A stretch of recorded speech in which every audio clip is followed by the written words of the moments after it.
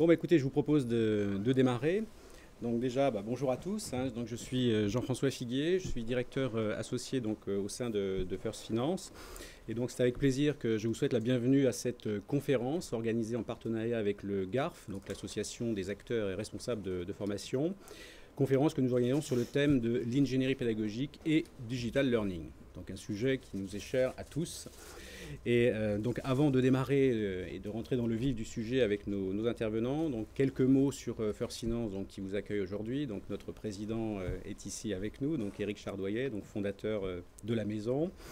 Donc notre organisme est depuis maintenant plus de 20 ans donc le leader de la formation en finance d'entreprise, également en banque assurance et également sur le soft skills puisque nous avons des formations comportementales également.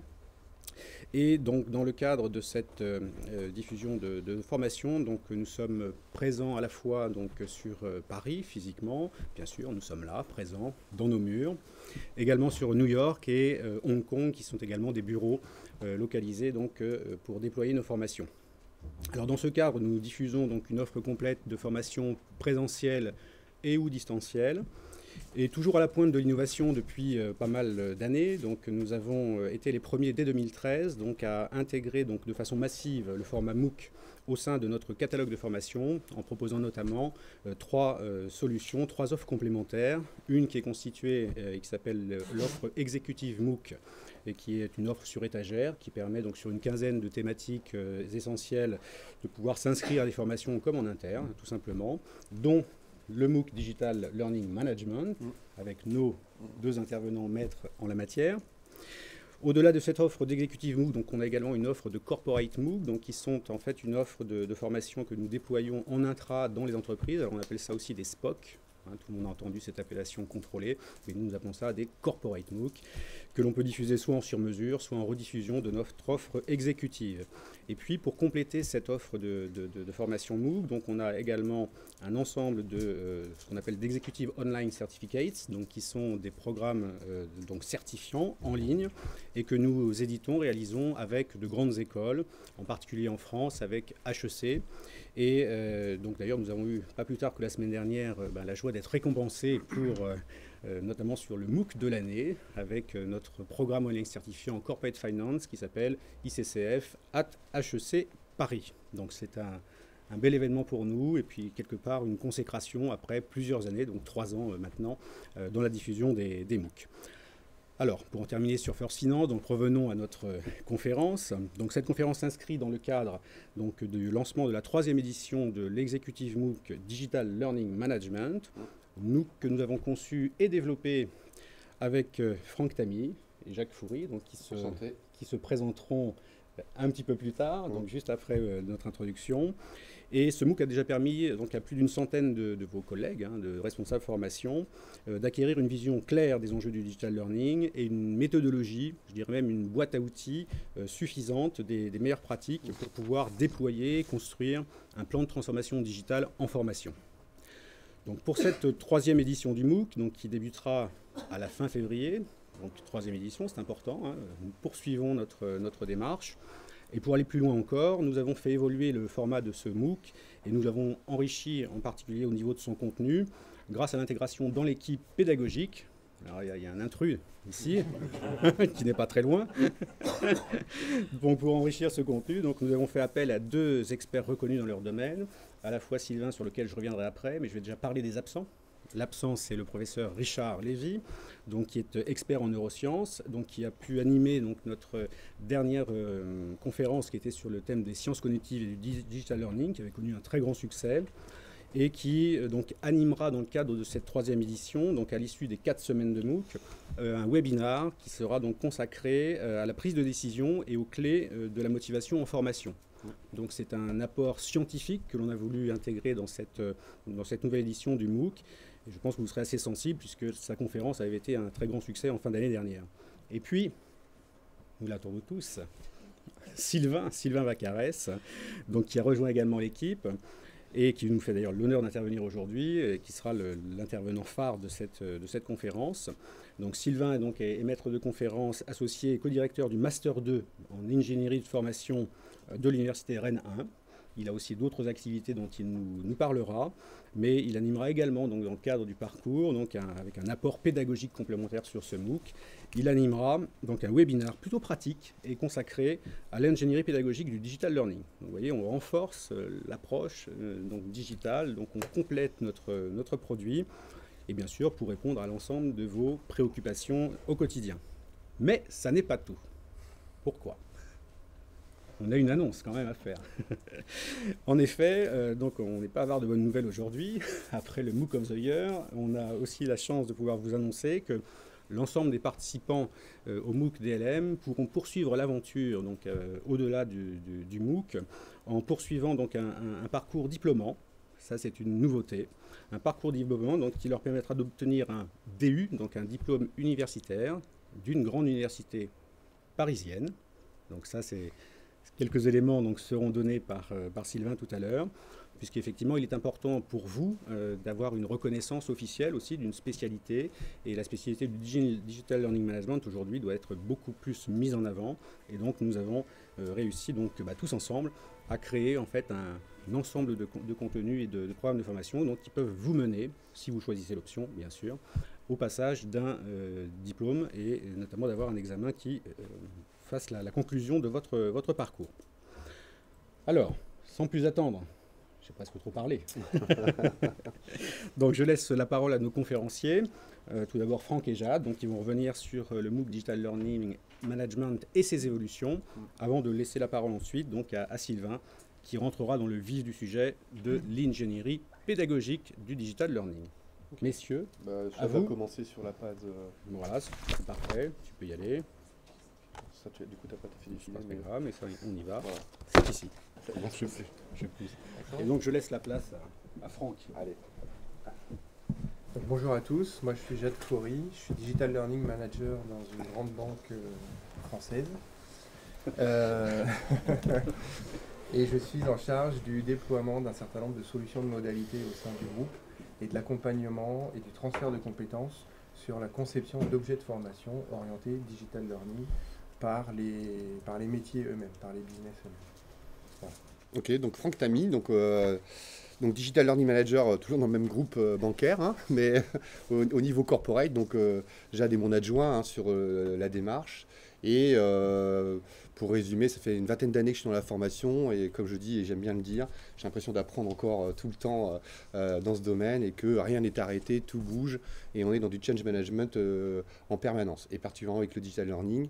Et vous verrez que notre histoire finalement qui se résume dans cet apport autour du MOOC est une histoire basée sur l'expérience, hein, c'est hyper important, une transformation de cette expérience en quelques réussites, pour pas dire autre chose, mais en tout cas très... impactante pour nous et pour le groupe dans lequel on travaille. Et finalement, avec notre partenaire, il y a de ça maintenant 2 ans et demi, 3 ans déjà, oui, presque 3 ans, ouais. On s'est mis autour d'une table et on s'est dit finalement qu'il y avait quelque chose qui changeait autour de la formation avec le digital et qu'il y avait des approches un petit peu hétéroclites, soit tournées solutions, soit tournées ingénierie pure, formation ou pédagogique, mais pas une approche globale en fait. Et c'est ce qu'on a voulu apporter en fait dans ce MOOC, c'est ce que j'appelle le premier stimulus pour commencer à lancer une stratégie dans ce domaine. C'est de comprendre en fait les principaux rouages qu'il faut commencer à instruire, ou en tout cas les principaux sujets qu'il faut instruire un petit peu en profondeur avant de se lancer dans quelque chose. Et donc c'est pas de la prudence, c'est simplement vraiment une approche assez presque didactique finalement, et c'est pour ça qu'on aime bien dire que ce MOOC est là pour un apport vraiment terrain. Et on espère en tout cas, et la preuve des retours qu'on a aujourd'hui sur le MOOC avec nos anciens alumni, c'est qu'il y a un vrai trou de transformation après sur le terrain. Et ça, nous, c'est vraiment ce qui nous a animés. C'est-à-dire qu'il était hors de question qu'on tombe dans du blablabla que vous trouverez sur le web. Hein, il faut faire du digital. Ok, et alors on fait quoi et comment et par où on commence? Et donc nous, notre motivation, c'est vraiment orienté là-dessus. Et donc avec notre partenaire First Finance, on a tous été convaincus très rapidement avec Eric qu'il y avait un truc à faire. Voilà, en tout cas une offre à proposer. On n'était pas certain du résultat dans un premier temps, mais en tout cas, on était convaincus que ce qu'on apportait pouvait aider les personnes qui sont en charge de ce genre de chantier ou en tout cas de responsabilité, quel que soit le périmètre et quelle que soit l'entreprise. D'ailleurs, c'est un des points forts du MOOC, c'est cette approche où finalement le contenu, pour l'instant, n'est pas une problématique en soi. Hein, dans le digital, c'est l'approche qui est un peu systémique d'ailleurs à l'intérieur, mais le contenu en soi est un prétexte d'aller chercher du digital. Et on essaye d'expliquer à travers ce programme comment on arrive à ce genre de choses. Bon, j'ai parlé déjà, vous avez vu, je suis bavard en fait, mais c'est normal parce qu'on est passionné par ce qu'on fait, et donc dès qu'on part là-dedans, évidemment, ça fait un petit peu ébullition, et voilà. Mais en tout cas, voilà. Donc pour revenir au programme, Jade, je te laisse commencer. Alors, Pur. donc, le MOOC va commencer avec un kick-off le 28 février prochain, où justement, pour faire écho à ce que tu disais, Franck, on a notamment Betty Abdiliou, qui est une ancienne participante, qui était à la première session, et qui va venir témoigner un peu en quoi les apports du MOOC ont transformé son métier et comment elle s'est digitalisée, et elle a accompagné la transformation digitale de son groupe avec les outils, les méthodologies, les modélisations qu'on propose, et comment ça s'est transformé réellement de manière concrète et opérationnelle sur le terrain. Donc ça nous paraissait intéressant d'avoir ce genre de feedback. Là, c'est la 3e édition, ça va faire la 2e année de ce MOOC. Et donc on s'est dit que c'était bien que ceux qui avaient participé aux premières éditions viennent et témoignent et répondent aux questions, et qu'est-ce qui marche pas, comment ça s'est réellement fait et mis en place dans leurs entreprises. Ce sera l'occasion aussi de faire la connaissance avec les intervenants des 4 entreprises qui vont venir témoigner. Ça va être les grands témoins. On reviendra tout à l'heure sur le format, mais pour faire court, à la fin de chaque semaine, il y a une live session, et au cours de cette live session, il y a un intervenant du monde des entreprises qui vient témoigner sur une thématique, une stratégie, une réussite, voilà, quelque chose qui vient mettre du concret aussi sur la façon dont la stratégie digital learning est mise en place dans ces entreprises.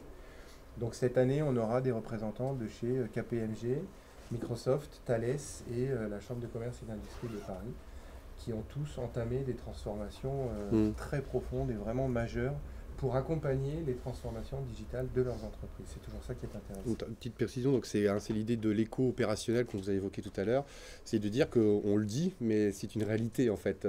Et c'est très important pour nous de prouver par cet acte un petit peu, je dirais, de démonstration sous forme de témoignage, de montrer que ça marche, quoi. C'est pas, c'est pas du violon, entre guillemets, même s'il y a des entreprises qui avancent plus vite que d'autres, plus en profondeur, mais voilà. Et donc pour nous, c'est très important d'avoir cet écho sur chaque semaine par les thématiques qui sont dispensées, d'un résultat ou d'une visibilité opérationnelle, en tout cas très claire dans une entreprise.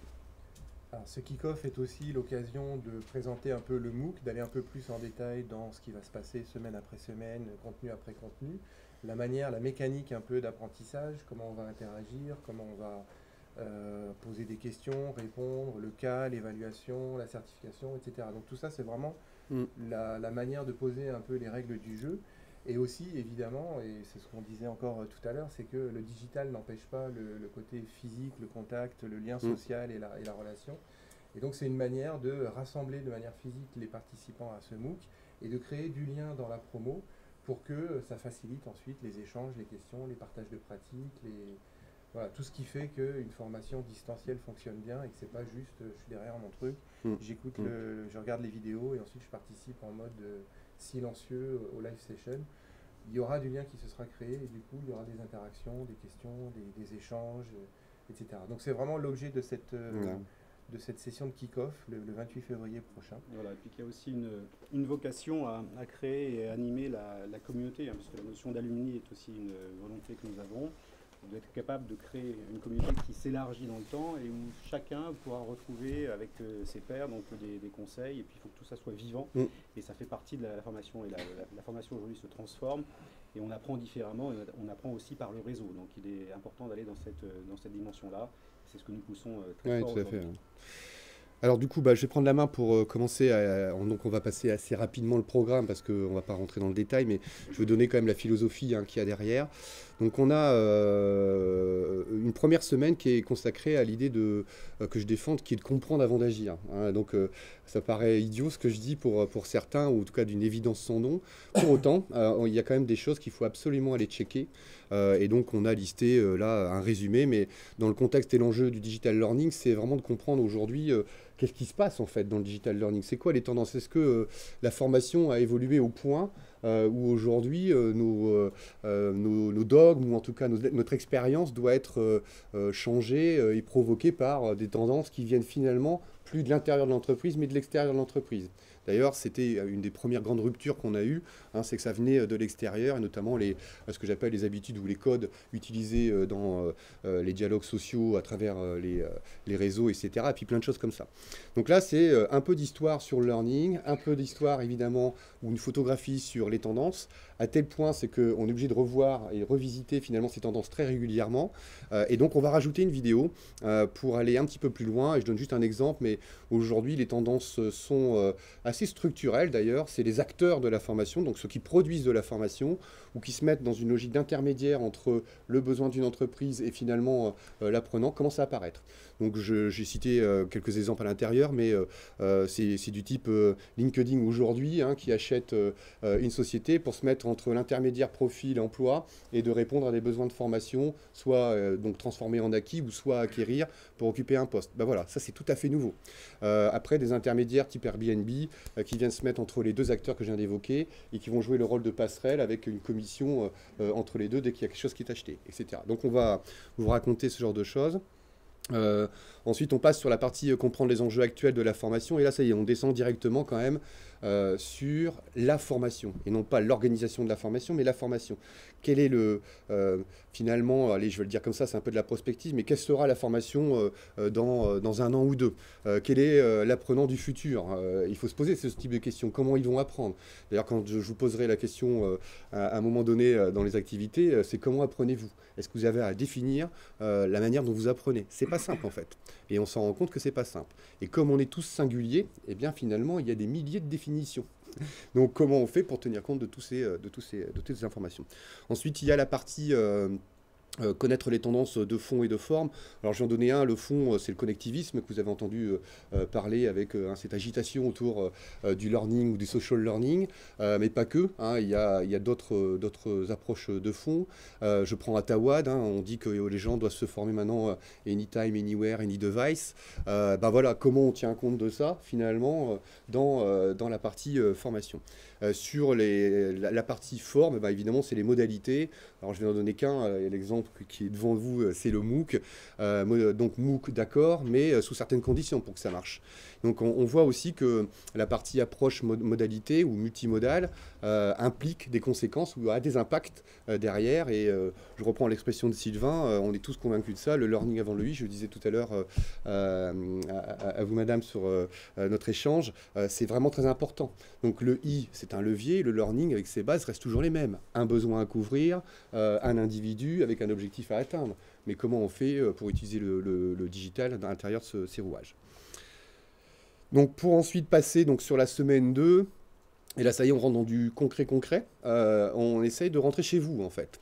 Donc, on vous donne ce qu'on appelle une approche assez organisée, hein, pour comprendre et analyser, cette fois-ci, maintenant, votre situation. Et ce qu'on appelle, donc, commencer à estimer votre capacité de changement. Donc, soit en termes de vitesse, de profondeur, ou de cible à atteindre, mais en tout cas, ça y est, vous avez une première approche, photographie de l'existant, et qu'est-ce que je peux faire avec cette photographie de l'existant? Et c'est hyper important, du coup. Donc, on a checké ce qui nous paraît important, donc 4 points. Le plan de formation tel qu'il est aujourd'hui, je ne vais pas rentrer dans le détail, mais la partie organisation et collaborateurs, c'est ce qui vient en premier lieu à l'esprit. Et vous verrez qu'avec Sylvain, du coup, on a des réponses maintenant à donner sur l'impact qu'on peut avoir quand on commence à introduire une stratégie digital learning sur l'orga et les collaborateurs. Le contexte IT qui fait peur à tout le monde, mais qui est indispensable. L'idée, c'est pas de se transformer en un IT expert, mais c'est d'en comprendre les rouages et d'avoir un partenaire avec qui vous pouvez discuter. Et ça aussi, on vous donne, entre guillemets, les billes sur les 4 pans que je ne vais pas développer ici, qui sont hyper importants pour être un acteur, je dirais, dans la recherche d'efficacité avec un partenaire nouveau qui est l'IT et qui n'est pas aussi encore très installé dans les services de formation dits classiques ou qui n'ont pas entamé ce type de politique avec le digital. Et enfin, le cadre budgétaire et avec les impacts qu'il y a derrière. Et vous verrez qu'on vous propose d'avoir finalement une approche du département de formation complètement nouvelle, un peu disruptive d'ailleurs. Hein. On parle de business case, de ROI, de ROE. Donc pour certains, c'est tout à fait nouveau. Pour d'autres, c'est quasiment obligatoire puisque le contexte de l'entreprise les pousse à avoir ce type de réponse vis-à-vis de leur direction. La réforme qui vient bousculer le cadre budgétaire, l'air de rien, etc., etc. Donc du coup, c'est bien parce qu'on a checké ces 4 pans qu'on commence à avoir le bon petit schéma qui va nous permettre de passer à la semaine 3 et 4 que je vais laisser Jade donc présenter.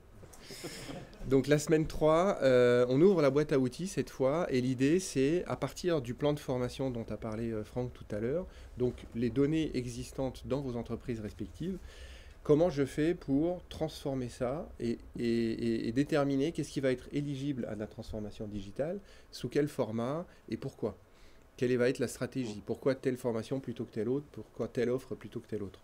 Donc là, l'idée, c'est vraiment de descendre le plan de formation selon une méthodologie et une grille d'analyse qui va vous permettre de descendre de manière très très systématique l'ensemble des lignes de vos plans, ou en tout cas un échantillon représentatif de ces lignes, selon des critères quantitatifs.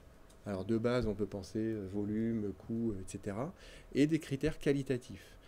Et ensuite, à partir de ça, on va déterminer une sorte de top 10, 20, 30 des formations. Et dans ces formations, on va rentrer dans une analyse synoptique. Donc dans chacune des formations, on va regarder le contenu jour après jour et séquence après séquence et dire, OK, ça c'est éligible à la transformation, ça ne l'est pas parce que c'est du comportemental ou bien parce que il y a une interaction nécessaire et obligatoire, donc la synchrone ne va pas pouvoir marcher, etc. Et donc, c'est toute cette approche qui va, une démarche un peu en entonnoir, qui va vous faire arriver à, OK, donc les 3 formations que je vais traiter prioritairement dans mon plan de formation et que je vais transformer, ce sont ces 3-là, et voilà en quoi je vais les transformer en un parcours blended avec un truc en amont, etc. Voilà. Donc ça, c'est vraiment la démarche de descente un peu de l'offre de formation de vos périmètres respectifs. Et puis un volet que moi j'aime beaucoup et qui est toujours très apprécié et très intéressant, c'est la partie plan de com et pitch. Donc l'idée, on le sait bien maintenant, hein, le learning marketing, si on n'en fait pas, on a beau faire les plus beaux programmes, les plus belles offres, s'il n'y a pas une adhésion, s'il n'y a pas un acte de vente même quasiment en interne, ça peut faire flop et puis vous allez former 10 personnes là où vous auriez pu en former 1000 ou je ne sais combien. Donc l'idée, c'est vraiment que vous ayez en tête, il faut dès le départ avoir votre approche communication et marketing et le tirer jusqu'au bout avec des outils comme le elevator pitch et des choses comme ça dont on parle dans la semaine 3. Voilà, et enfin donc la semaine 4, où là on a déterminé quelles vont être les formations qu'on va transformer, et donc là on va le faire. On va faire un POC, un Proof of Concept, on va élire une des formations et on va faire la transformation. Et on va voir en mode pilote auprès d'une population cible déterminée sur laquelle on a une bonne maîtrise des tenants et des aboutissants. Et on va expérimenter la transformation de cette offre. Derrière, on va faire le bilan de cette transformation. Est-ce que ça a marché? Est-ce qu'il y a eu des problèmes? Est-ce qu'il y a eu des anomalies bloquantes ou pas? Et une fois qu'on aura dit, OK, ça marche, ça apporte la valeur qu'on attend, il faut modéliser cette nouvelle offre pour l'industrialiser et la déployer de manière massive au sein de l'entreprise. Donc c'est l'objet de cette 4e semaine, avec toujours le fil conducteur, accompagner le changement.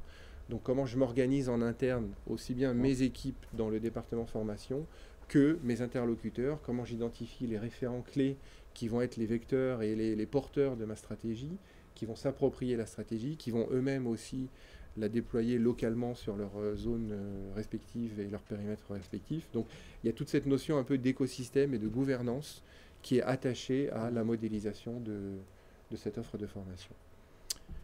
Juste voilà. Pour compléter, donc au niveau ressources, et on finira peut-être par ça, mais au niveau des ressources, donc on est basé évidemment sur la partie vidéo learning, hein, ça c'est évident, mais pas que.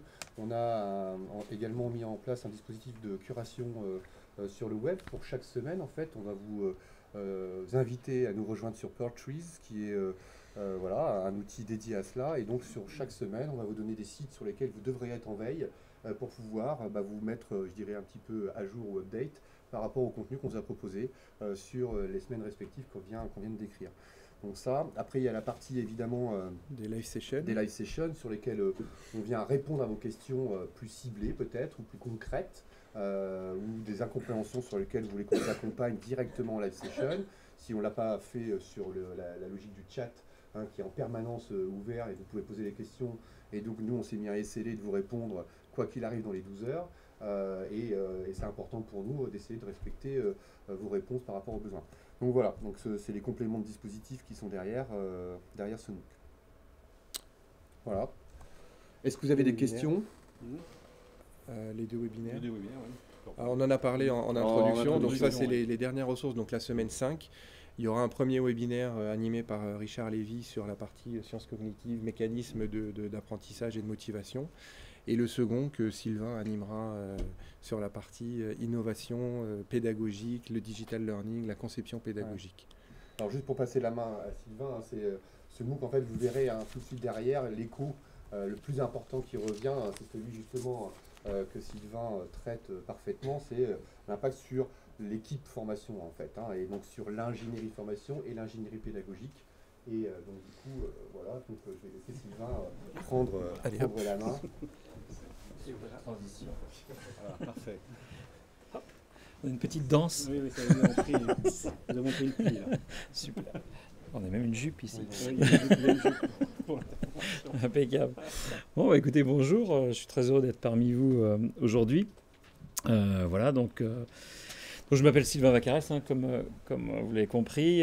Donc moi j'ai une double activité, j'enseigne à l'université de Rennes, donc je suis responsable de 2 programmes.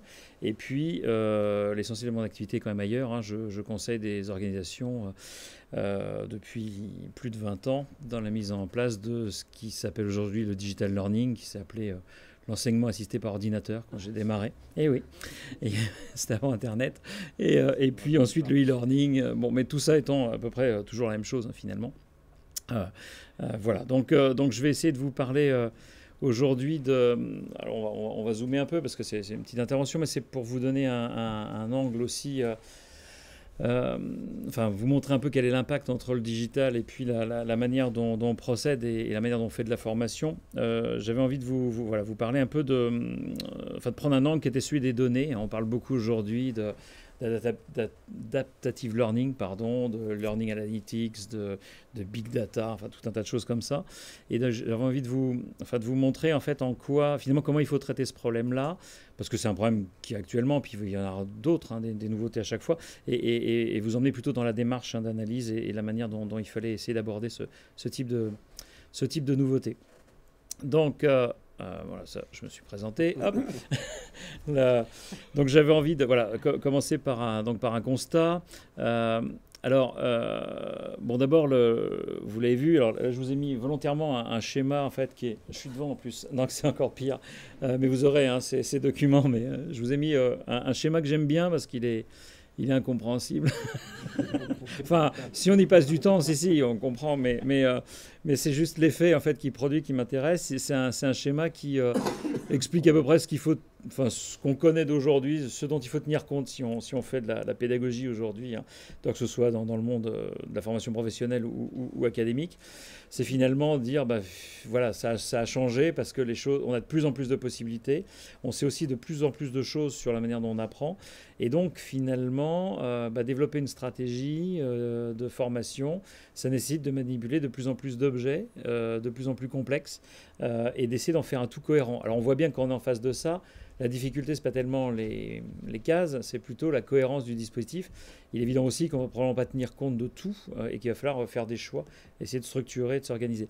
Donc il faut avoir une ligne claire en fait, dans une nébuleuse qui est de plus en plus complexe. C'est ça la difficulté.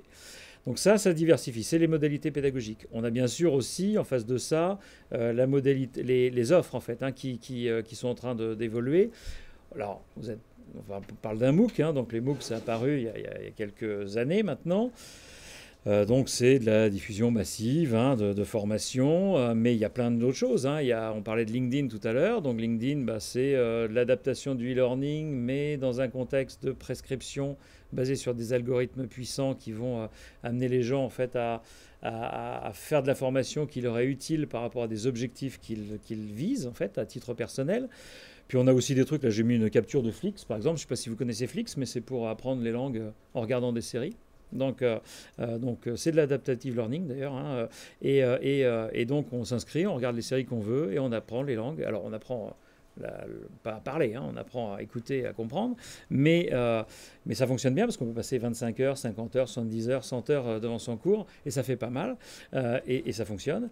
On a aussi le serious game, enfin on a tout un tas de choses. Hein, on a aussi l'introduction du digital dans les salles en fait. Hein, c'est plus forcément de la distance. Là je vous ai mis quelques captures en bas, je ne sais plus où c'est là, voilà.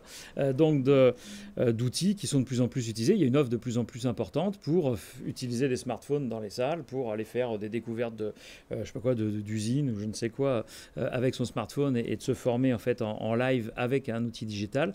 On voit bien qu'il y a une extension en fait hein, des modèles, enfin des offres qui est de plus en plus forte. C'est le patron de Alibaba il y a 3-4 semaines là, qui a racheté toute une série de grands magasins en Chine et il a dit l'avenir du e-commerce c'est les magasins physiques. Donc c'est rigolo parce que on voit bien, lui il vient complètement du digital et dit mais en fait le commerce c'est de la relation entre les gens, si les gens ne se voient pas on n'arrivera jamais à augmenter le chiffre d'affaires. C'est ce à quoi réfléchissent aussi hein, les grands distributeurs par rapport au drive ou choses comme ça. Donc on voit bien que la difficulté en fait c'est de prendre en compte la notion de service, comment on va faire avec ce monde digital. Il y a bien sûr une diversification aussi des devices hein, qui est de plus en plus forte. Aujourd'hui hein, on a des smartphones, des tablettes, des ordinateurs, tout ce qu'on veut, mais il y a des lunettes. Alors les lunettes ça arrive tout doucement, mais ça progresse très vite, ça va prendre une importance de plus en plus forte. Réalité virtuelle, augmentée. Puis ça, c'est que le début. Hein. Bientôt, vous serez formé par votre brosse à dents, avec les objets connectés et en dormant avec votre lit intelligent, etc. Donc c'est tout près. Hein. On y est. Hein. Donc, on compte en mois, on compte pas en années. Hein. Donc, ça veut dire qu'il va falloir aussi intégrer tout ça dans la stratégie.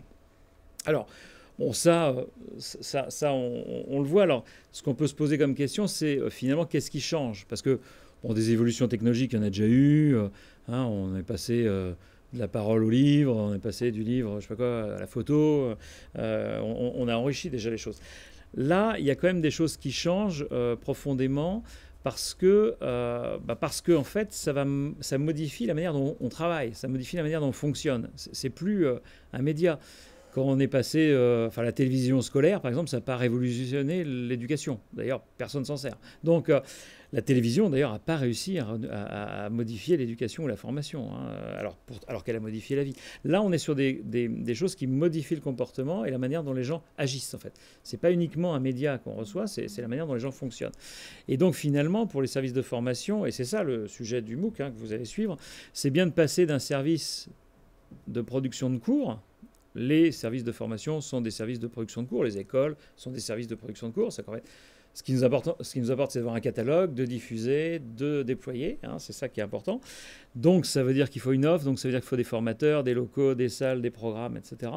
À un service dont l'objectif est de développer des compétences, en fait. Et si on prend le problème dans cet ordre-là, si on centre sur l'apprenant, c'est pas du tout évident qu'il faille des locaux, c'est pas du tout évident qu'il faille des professeurs, des formateurs, pas du tout. Hein. En tous les cas, la question se pose. Ça veut pas dire qu'il n'y en aura pas, hein, mais ça veut dire qu'il faut savoir pourquoi il y en a.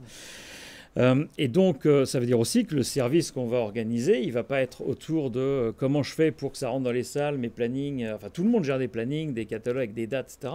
Ça va être de savoir comment les gens intègrent ça dans leurs objectifs, dans leur travail au quotidien, etc. Et c'est ça l'enjeu, en fait. Alors, on n'en est qu'au début de ça, en fait. Hein. On voit bien, ça tâtonne, ça expérimente. Vous allez voir des tas de témoins dans ce MOOC, vous allez voir plein de choses.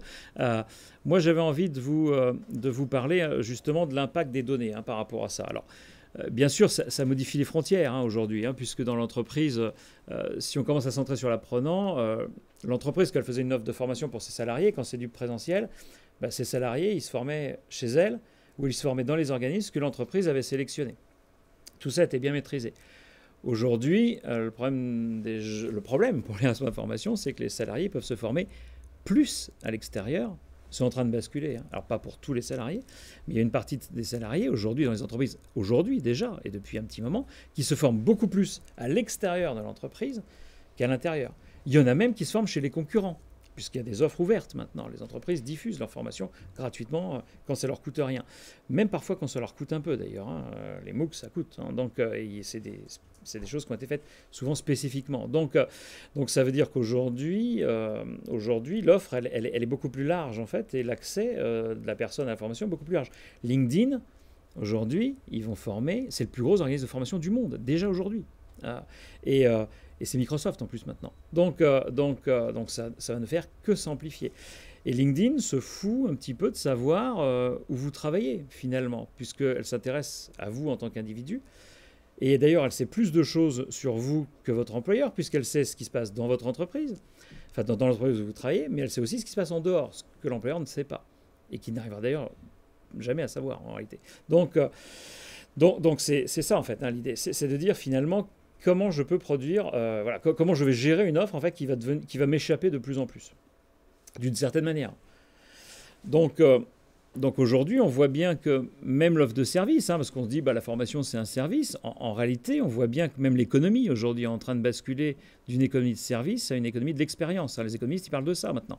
Ils disent, non, le service c'est fini, hein, c'est l'expérience qui compte. D'ailleurs, quand le patron d'Alibaba dit qu'il faut ouvrir des boutiques, il faut racheter tous les magasins qu'on peut, c'est parce qu'il veut augmenter l'expérience de son client. Ils ne vendent pas dans le magasin. Il n'y a pas de marchandises dans le magasin. Donc, ils ne cherchent pas à vendre dans le magasin. Ça ne lui sert à rien. La vente, c'est bien le réseau. Par contre, rencontrer les clients, c'est comme dans un App Store. Hein. Dans App Store, on s'en fout que les gens achètent. Ce n'est pas le sujet. En fait. Ils achèteront de toute façon. Donc, ce qu'il faut, c'est les convaincre, c'est leur donner une expérience riche, etc. Donc, ça veut dire qu'aujourd'hui, l'expérience, c'est l'expérience de l'utilisateur et pas l'expérience du responsable de formation. Ce n'est pas l'expérience de l'entreprise, c'est l'expérience de l'utilisateur. C'est à ça qu'il va falloir s'intéresser. Alors, une fois qu'on a dit ça, finalement, on se rend bien compte que la question, ça devient, si on veut que les gens aient une expérience riche, si on veut qu'on la favorise dans les entreprises, si on se place du point de vue de l'apprenant, le problème principal qui va commencer à se poser, c'est le contrôle. C'est-à-dire comment je peux contrôler en tant qu'apprenant ma formation, mon environnement d'apprentissage. Donc il me faut des outils, il me faut des éléments, des informations, en fait, pour pouvoir le contrôler. Comment je fais pour avancer, en fait, dans ma démarche? C'est ce que propose LinkedIn aujourd'hui. Hein. Si vous êtes inscrit sur LinkedIn Learning, je ne sais pas si vous êtes inscrit, mais sinon faites-le, c'est gratuit, avec votre profil LinkedIn. Vous allez voir le premier jet de préconisation qu'il vous envoie. C'est troublant, d'une certaine manière, parce que c'est pertinent, en fait. Il analyse qui vous êtes, ce que vous faites, avec qui vous discutez, etc. Et il vous dit, voilà, tu as sûrement besoin de ça. Donc c'est une forme, alors c'est le contrôle par l'algorithme, là pour le coup, là c'est une offre, ça pousse, mais le contrôle il doit être évidemment à la main de celui qui en bénéficie. Et puis aussi du point de vue de l'organisme de formation, du service formation interne des entreprises, enfin de tous les gens qui sont plutôt du côté de l'offre en fait, ça va être comment on monte la qualité de l'offre. Alors ça n'a pas grand-chose à voir avec le décret qualité, ce dont je vais vous parler. C'est plutôt comment je fais pour monter la qualité de l'offre par rapport à ce que perçoit l'apprenant de l'offre. C'est en fait en quoi je l'aide finalement à progresser, à grandir, à résoudre ses problèmes, à augmenter ses compétences. Il est bien que si on veut augmenter la qualité de l'offre et si on veut que l'apprenant ait le contrôle sur sa formation, il faut beaucoup de données. Il faut beaucoup de données. Parce qu'il faut que les gens, pour prendre des décisions, aient les informations qui sont suffisantes. Il faut que vous, pour augmenter l'offre de formation ou améliorer l'offre de formation, il faut que vous ayez des informations beaucoup plus importantes que ce que vous avez. C'est sûr que le questionnaire de fin de formation, est-ce que vous avez bien mangé, est-ce que c'était pas trop long, est-ce qu'il faisait pas trop chaud, est-ce que l'animateur était gentil, ça ne permet pas d'augmenter la qualité des formations. Ça fait longtemps qu'on le sait. Mais ça reste quand même l'alpha et l'oméga de l'évaluation. Voilà. Bon, donc là, on va changer d'échelle, si vous voulez, et on va s'intéresser évidemment à ce que le digital nous apporte ici. Alors, d'abord, le digital, ça a quand même une caractéristique forte, c'est que ça laisse des traces. Tout ce que vous faites sur un ordinateur, sur votre smartphone, etc., laisse des traces. Alors, on peut décider de les stocker ou pas, de les collecter ou pas, mais de toute façon, tout ce que vous faites laisse des traces. Si vous mettez du digital dans la formation, j'ai fait par exemple un séminaire vendredi et samedi de 2 jours avec 85 personnes. On utilisait des outils digitaux, donc j'ai l'intégralité des conversations qui sont faites, ce que les gens ont répondu, à quel moment, à quelle heure, qu'est-ce qu'ils faisaient, où ils étaient, etc. J'ai tout dans le rapport. Donc, et pourtant, on était en salle. Donc aujourd'hui, parce qu'on utilisait des terminaux digitaux. Donc on peut garder en fait beaucoup de traces de ce qui est fait. Donc ça, c'est des données. Alors, c'est des données brutes. Tout ça, c'est bien. On en a des millions, des milliards même. Voilà. Dans les MOOC, on a des milliards de données sur ce que les gens font, à quelle heure ils se connectent, qu'est-ce qu'ils font, où est-ce qu'ils cliquent, etc. La question, c'est de savoir, mais qu'est-ce qu'on va faire de tout ça, en fait? Est-ce que ça peut nous apporter réellement, en fait, quelque chose? Donc, il y a des services qui se mettent en place aujourd'hui, qui sont des services. Alors, il y en a plein. J'en ai sorti 3 ici, qui sont quand même les services dont on a le plus parlé actuellement. Donc c'est tout ce qui traite de l'analyse de données, en fait. C'est de dire finalement comment je peux traiter tout ce flux de données et l'organiser pour en faire des données compréhensibles. Ça, c'est ce qu'on appelle le Learning Analytics. C'est tout ce qu'on trouve maintenant dans les plateformes, qu'elles soient de MOOC ou autres. C'est de dire mais comment en fait finalement j'agrège ces données et j'arrive à les restituer aux personnes qui en ont besoin. L'apprenant, le formateur, le responsable de formation, la direction opérationnelle, etc. dans les entreprises. Il y a tout ce qui touche à l'adaptive learning. C'est comment je suis capable de modifier en fait l'offre de formation au fur et à mesure que la personne progresse en fonction des informations que je collecte sur elle, pour pouvoir en fait améliorer la qualité du service que je lui rends. Ces informations peuvent être d'ailleurs prises à son insu ou peuvent être alimentées volontairement par l'apprenant, peu importe.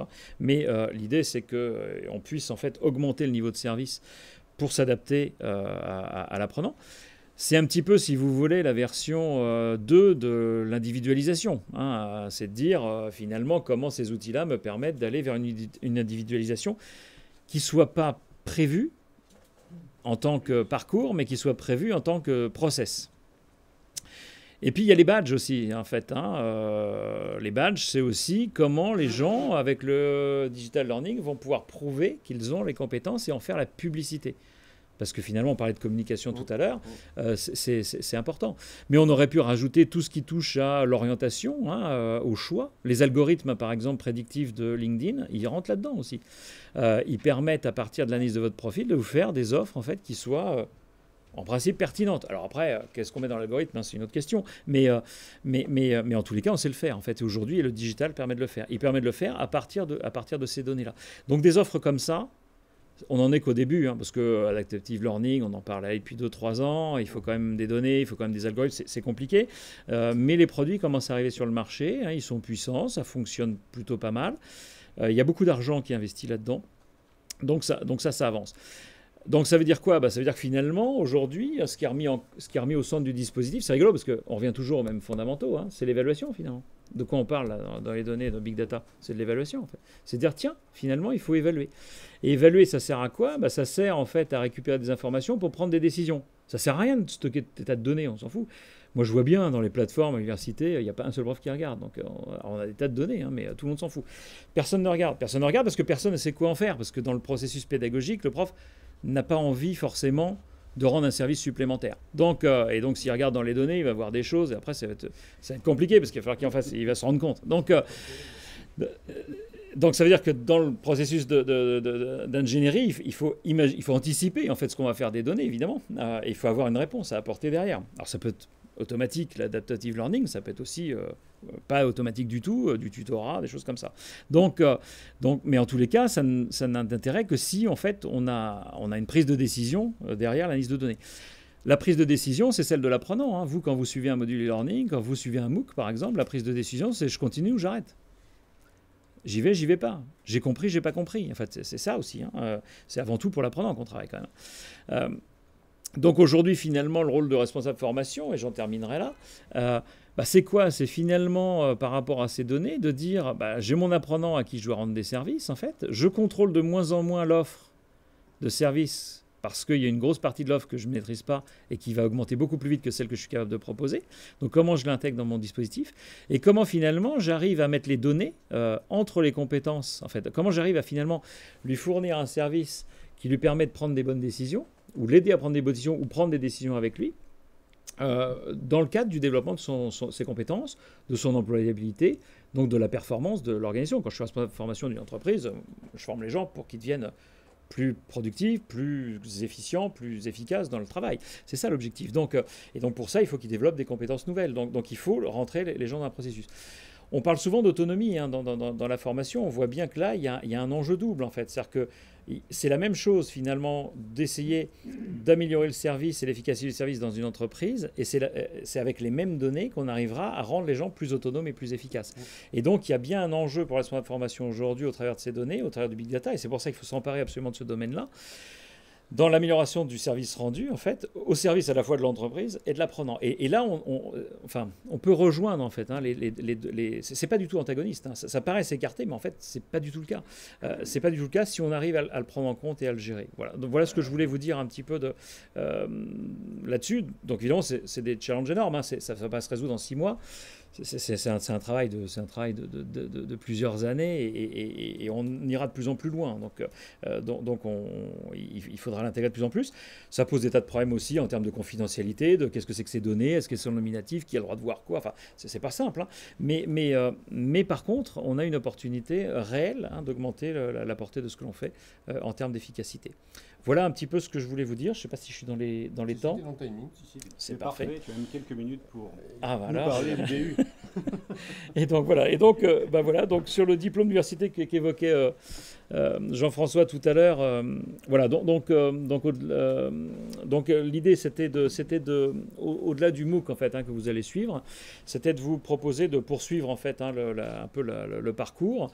En validant des compétences supplémentaires au sein d'un diplôme d'université centré autour de la conception de la formation digitale.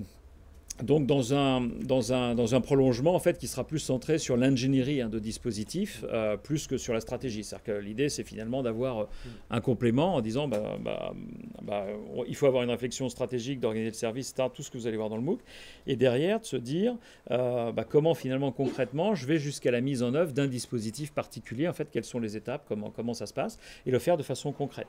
Donc moi j'anime un DU de cette nature-là depuis quelques années maintenant. Et donc l'idée, ça a été dans le cadre du partenariat avec le MOOC DLM, de voir comment on pouvait récupérer, parce qu'il y a une partie des compétences qui sont communes de formation, donc c'était de comment valider au travers de la validation que vous faites à l'intérieur du MOOC ces compétences-là sous forme de crédit dans le cadre du DU, et puis de vous faire finalement vivre l'expérience complémentaire, c'est une partie de ce DU-là, mais en vous donnant évidemment le diplôme final en ayant récupéré vos crédits, sur la dimension plus conception pédagogique, conception digitale par la suite. Voilà. Donc là, en termes de calendrier, ce serait évidemment pas en même temps, ce sera la suite. Donc là, comme votre MOOC va vous emmener jusqu'à l'été à peu près, l'idée c'est de faire ce DU sous forme à l'automne en fait, entre le mois de septembre et puis de finir à Noël en fait, de façon à ce que dans un parcours complet vous ayez à la fois suivi le MOOC et puis pour ceux qui le souhaitent pu valider un diplôme universitaire, tout ça dans la même année, ce qui représente une expérience intéressante à mon avis, en tous les cas pour ceux qui sont évidemment intéressés. Voilà, donc le DU, peut-être simplement pour vous parler un tout petit peu peut-être de la forme. Donc le DU c'est un diplôme qui n'est ouvert qu'aux professionnels. Il n'y a pas d'étudiant de formation initiale, c'est vraiment un DU de formation continue. Là, l'idée, ce sera de faire une session spécifique avec les gens qui ont suivi le MOOC, là aussi pour avoir un groupe un peu plus homogène et puis vous faire quelque chose d'adapté pour ne pas vous mélanger avec les autres qui ne sont pas dans les mêmes rythmes et qui n'ont pas exactement la même expérience initiale. Voilà, et donc le principe est un principe de classe inversée, donc avec des modules à suivre, en fait, d'apport, des activités pédagogiques, et puis un cas fil rouge, une production à mener d'un bout à l'autre en fait, de la formation, de manière à vous faire vraiment expérimenter les différentes étapes de la conception d'un dispositif. Avec de la vraie production d'éléments concrets, réels, en fait, vous apprendre à faire mon boulot, quoi, finalement. C'est